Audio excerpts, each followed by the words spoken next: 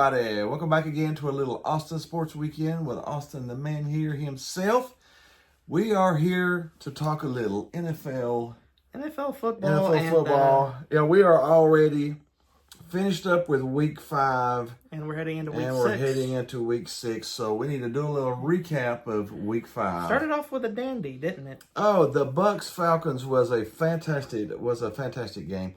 I thought the Bucks might come out on top because I just never trust the Falcons, but the Falcons put up 36 points. I mean, you put up 36 points, that's pretty good. Todd Bowles. I thought that Todd Bowles was supposed to be this defensive mastermind. Giving up 36 points. Kirk Cousins is like, you never know which Kirk Cousins you're going to get. Is he going to put up 36 or is he going to put up 13? Because he can do either. He's the most inconsistent quarterback. He is, but a way to not utilize Baker Mayfield's performance, guys. Yeah, Baker had a great performance, but the defense was... When you score 30 points, you should win a lot of games. Todd Bowles gave up 36. 36 points, yeah, so that was pretty bad. That was our Thursday night game. Are you ready to talk about your wormhole? Oh, yes, go ahead. I'm going to get my shovel out. Yeah, Panthers-Bears. The Bears once again stick it to the Panthers for that awful trade they made. All of the Bears' talent they have is because of the trade. That Bryce Young trade. With the Panthers. It has completely backfired. So, yeah, the Bears scored 36. The Panthers scored 10. And I'm back to digging another level. Do you want to see my new level on my wormhole? I think it's pretty nice. Have you got your third story yet dug in it? Yeah, it's called David Tepper is not competent. Or incompetent. That's what it says. He is incompetent. Speaking of incompetent, my Cowboys managed to beat the Steelers. I'm not sure how, but 20-17. They look mediocre doing it, though, to be fair. They are a mediocre team this year. Honestly, I'll be surprised if they're 500 at the end of it. I'll be surprised if they're 9-8. And we're saying this after a win. Yeah, because they look so bad. Once they get into some serious competition, I think the second half of the season, they're about one of those teams that start out, 6-2 and then end up 8-8 because they go 2-6 in the second half. I got that feeling that might be the Cowboys this year. Maybe it's because of my gloom and doom over Emperor Palpatine there. This next one is definitely a juicy one. Yes, Jets, Vikings. Time to bring out the dumpster. Here we go. We are going to go ahead and announce our dumpster fire of the week. And it's the New York Jets. It's the New York Jets again. Al, I'm very sorry that you have to witness this team right now. Yeah. They had Aaron Rodgers threw 3 interceptions. The Vikings had a good performance for the most part. The Vikings are 5-0. Yeah, with Sam Darnold. That still's not registering with me yet. How they're the best team, one of the best teams in the NFC right now with Sam Darnold. Definitely an odd year, man. But the one team I got to talk about here is the Jets. Because after this game, what happened? Robert Saleh got the boot. Robert Saleh, the defensive mastermind from the San Francisco 49er team that went to the Super Bowl. Got fired. The Jets sort of cherry-picked him from that Super Bowl 49ers Jeff team. Ulbrich is going to be the interim head coach, and Nathaniel Hackett and Todd Downing. Let's talk about this. Okay, this is what really everybody knows that watch us must knows we don't think we don't think Hackett is a very good coach. He drove a bunch of teams into the ground. He was the head coach, got fired 3/4 way through it with the Broncos. Who did they replace him with? But now, also for those who have watched our show before, we don't like Todd Downing either. What teams has he been with that he's? The Tennessee Titans. That's his most infamous. That's his most infamous ditch job. He ran them into the ditch. So the Jets have fired their head coach, and Hackett was the offensive coordinator. I'm surprised they didn't make him the interim head coach, but they actually demoted Hackett from play calling. Now who gets to call the plays? Todd Downing. That's like trying to plug a barrel with wet paper. Yeah, or I don't know. That's like trying to let's see. jump into a crocodile pit without getting bit. That's like you jump in from one crocodile pit into another crocodile pit. It's still a crocodile pit. You're not getting out of the crocodile pit. You're not getting anything better. But do you know what's the best part of this whole scenario? Hackett is the offensive coordinator title, but Todd Downing calls the plays. It's like double trouble. That's going to work well. It's double trouble. Now, this may be the perfect mix of bad that you get something good out of it. I don't know. It's possible. It's like they're trying some sort of science experiment, some sort of chemistry. Maybe if you make two new poisons together, it makes perfume. I don't know. This is going to be interesting to see, though, because if Todd Downing stinks it up like Hackett's been, but then I will be just as much on them as Aaron Rodgers. As much as I love Aaron Rodgers, and I like me some Aaron Rodgers, I don't know if he can overcome this situation. He is in a tornado of crap, and it's hitting him every time he turns around. He's getting hit with a face full of crap. And not just the offensive line letting them get hit either. No, it's... But let me just say this. Replacing Hackett with Downing is something I don't think I would have ever seen before. No, I don't. It really... I forgot that they were both on the same team. They were both on the same... Todd Downing was the pass game coordinator. And how many passing yards and interceptions did they have this week? I mean, it doesn't make any sense. The Jets... through these first 5 games, have the same points as last year's Jets with was it Wilson? If that doesn't tell you Nathaniel Hackett should not be anywhere near an offense. 93 points last year and 93 points this year. If that with Aaron Rodgers. If that doesn't tell you Hackett shouldn't be anywhere near an offense, I don't know what will. We actually said once before, Aaron Rodgers, when he was young, Hackett was the OC for the Green Bay Packers. He managed to overcome that. Aaron Rodgers was young enough and talented enough to overcome. Hackett he still only won 1 Super Bowl. Aaron Rodgers was more talented than just winning 1 Super Bowl. But he was able to overcome Hackett for 1 year anyways, and he won a Super Bowl. Now he's 40. He's a man now. He's a man. He can't overcome both Downing and Hackett. Both Downing and Hackett. How bad does that? I feel bad for Al in this situation. Yeah. He has to watch Downing and Hackett call plays. I don't know. I feel really bad for you. That is bad. Let's go ahead and talk about another good game. We had the Ravens at the Bengals. The Bengals don't have a defense. The Bengals needed this win. The Bengals. And they gave up 41 points to the Ravens. It took overtime, but still, the Bengals gave up 17 points in the fourth quarter. Ew. I feel bad for our producer because he has to watch that defense. That defense is just lethargic. It's pretty bad, yeah. How do you have Joe Burrow that have the season that he's having right now and have a 1-4 record? I don't know. That's because he's doing decent with the. He's got 12 touchdowns and 2 interceptions on the year, and he's 1-4. And he went 30 of 39 for 392 yards, 5 TDs, with only 1 pick. That's solid numbers. And a loss. How can you throw for 5 touchdowns? I would seriously look at defensive coordinator. Oh, maybe. The defensive talent, defensive court, something. The defense looks terrible. The Bengals have played good enough to be 4-1 right now. But the defense But they're 1-4. But the defense has just let them down over and over again. But that was a fantastic game to watch, though. With the outcome of it, there were some big runs. There was some Derrick Henry. There was some Joe Burrow. There was some football in that game. It was really fun to watch. But I feel sorry.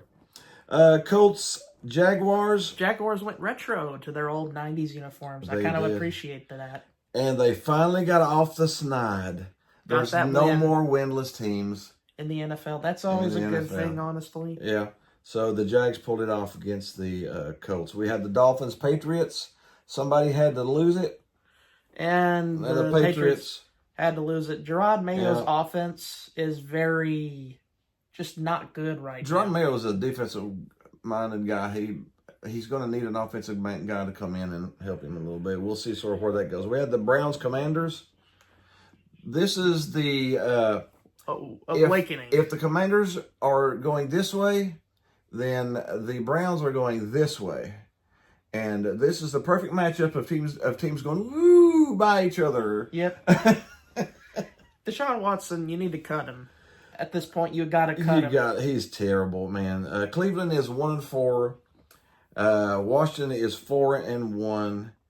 And Washington they've got more of a complete team. They got a good offensive line protecting the young quarterback. The young quarterback's building confidence because he's got time to be a quarterback and not have to run for his life. There's a nice little coaching duo of Dan and Cliff over there. Yeah, Dan, Quinn, and Cliff. A great offensive mind, a great defensive mind. They seem to have gelled with this young quarterback. Now, people forget Dan Quinn was the head coach of those Falcon teams that went to the playoffs. Yeah, and he was the defensive coordinator of the Cowboys when the Cowboys had a good defense. Yep. Okay. And let's talk. By the way, Ken Dorsey should also get the boot as well. Yes, yeah. The Browns are to the point where they need to go and start over. At the quarterback position? At the entire, the owner needs to. You can't change the owners, but you can change everything else from that point on down. The Bills-Texans, that was an exciting game. At a cost. Yeah.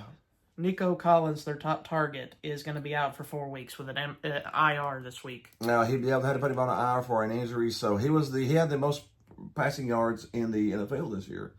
For y'all to keep up with these with the stats, and Josh Allen did not look good in this game. It's like, let me talk to you about those last sequence of plays. Go ahead. Why did Sean McDermott and why did Joe Brady, of all in his brain capacity, call 3 plays? Three passing plays when you can just run the clock out and go to overtime. There's around a minute left. Texas punt down to the Bills. The Bills get it inside the 10-ish, right around the 10. Just to explain this. The chances of scoring with 1 minute left and you're inside your 10 is very, very little. So normally your first play, you would try to keep the clock running to see, hey, if you get 7, 8, 10 yards, then yay, we can then try to push it. But instead they call 3 deep pass plays in a row, stop the clock, stop the clock, stop the clock. So they punt the ball back to the Texans around the 50-yard line. They only need 1 pass play. And 1 pass play timeout. They kick the field goal and beat the Bills. That is one of the most moronic coaching sequences I've seen since the Seattle Seahawks passed the ball on the 1-yard line. It was brainless. Brainless? It was brainless coaching. They basically said, oh, here, would you like to win this game? Because I've got money on the other team. It was Sean McDermott. That was pathetic coaching. It was pathetic. How about that? That's on Joe Brady and Sean McDermott both. Yeah, and I'm a Buffalo Bills fan. I like the Bills. That was terrible. That was just terrible. That was gift wrap. That was a gift wrap. How about that clock management though? It was terrible. Throw a little 2 or 3 yard screen or something, or run the ball, do something to try to get yourself off the 20, off the 10. Nope. Deep pass. And if you only get 1 yard on first down, at least the clock's running. You got overtime. You got Josh Allen in overtime. And then you got nothing because you lost. That was terrible. Raiders, Broncos. Raiders are struggling a little bit now. They have decided to bench Minshew and bring in. I can't think of his name. He was a young guy, wasn't he? Aiden O'Connell. Yep, Aiden O'Connell is going to come in and be the starter now. Minshew was 12 of 17. O'Connell came in and was only 10 of 20. So I don't know how much of an upgrade it is. Maybe with O'Connell getting all the first reps this week, maybe. But they're struggling a little bit. And the Denver's trying to rely on their defense. Hey, Denver's 3-2 with a rookie quarterback that is struggling. I mean, Bo Nix was fantastic in college. But like most rookies, I mean, Bo Nix may be the next Peyton Manning. We don't know. Because your rookie year, you're not good. It's very rarely do you come in, C.J. Stroud. Very rarely do you have a rookie come in and he's good. He needs a good system, needs good coaches to get him going. So kudos to the Broncos for being 3-2. We had the Cardinals 49ers. That was a shocker. That was at San Fran. Do you think the injuries and inconsistencies getting them a bit? The 49ers have really been struck with injuries lately. They really had some times where The Cardinals get a pretty big win. Yeah, Packers Rams. That was one of the worst interceptions I've ever seen in the history of interceptions. That was a Will Levis level. I mean, that was a bad throw. I don't know what he was thinking. Oh, a Tennessee player forced the play in Bryce Young, and a Tennessee player intercepted it, McCullough, and ran it in. So they took advantage of a really bad throw. I mean, they still lost. They took advantage of a really bad throw, though. But that was, if you hadn't seen that interception in that game, look it up. It's worthy of a YouTube play. We had the Giants, Seahawks. Where'd these Giants come from? Well, these Giants, once again, didn't target Jalen Hyatt more than once. No. It's become a running gag at this point. How many times do you target Jalen Hyatt? Why would you draft the Blitnikoff winning wide receiver from the prior year and not use him? Not once. Not one season, mind you, but the next one as well. Yeah. Either Mike Kafka's not telling the truth or Brian Dable doesn't want to use him. We had the Saints-Chiefs. The Chiefs keep on winning. Derek Carr gets injured for the Saints, and he's out for a while with an oblique. Just when you think the Saints turn it around, they start to peter. Yeah, they started out 2-0 and burning down the world, and now they're 2-3 and have an burning themselves down. All right, let's go ahead and jump into week 6 picks. We got the 49ers at the Seahawks. I think the 49ers should bounce back. Although Seattle's a tough place to play, I don't know if the 49ers going to lose 2 in a row. Not in my opinion. I don't think so, no. We got the Lions, Cowboys. I've got the Lions. You got the winning Lions. This one. The Lions are favored by 3. I think that's Try saying that in the 90s, man. Yeah, I know. That's crazy. That's crazy. Falcons, Panthers. I'm probably going with the Falcons. They've got the hot hand right now, and the Panthers are struggling. They're not just struggling, they're sucking. Yes, with a SUCKING. Yes. We got the Jaguars, Bears. That's the London game. That's the 9:30 a.m. game. I would probably go Chicago. Bears, yeah. Texans, Patriots. I've got the Texans by 7+ points probably. They should probably win. They should roll with this. I did hear that. I don't know, with their number 1 wide receiver out, I don't know, but still though, they got too much talent. I did hear that Drake May is getting the start over Brissett. I did hear that Drake May is getting his first start this week. Maybe that'll jumpstart the offense. He can't be worse than what's out there. I mean, I'm sorry. No. Commanders, Ravens. I'm going to take the Wumbos. I'm still calling them the Wumbos, even though they have an official title. Baltimore's favored by 7, so you got a nice pack there. Go ahead and give me the Wumbos. We'll take the Washington plus 6.5. Browns, Eagles. I would probably say Eagles. The Browns are really struggling. Check out the offensive coordinator matchup. Ken Dorsey on the Browns versus Kellen Moore of the Eagles. I don't think I want to watch that one. Cardinals, Packers. I'd probably go Green Bay because Love is back. Yep. Bring back the love. Bring back the love. Bucks, Saints. This should be a pretty good game. Give me Tampa. I'm going to take Tampa too, yeah. Colts, Titans. Titans are struggling. They did come off of a bye week and a win, though. Yeah, so after a bye week, you would think they would be able to do good. But they got Joe Flacco for the Colts now. I'm going to take the Colts. Chargers, Broncos. I got to take the Chargers. Take the Chargers here? Yeah, I'd take that too. Steelers, Raiders. Steelers coming off of a loss. Battle of ugly football. Yeah, both these teams play ugly football. This may be 11-8.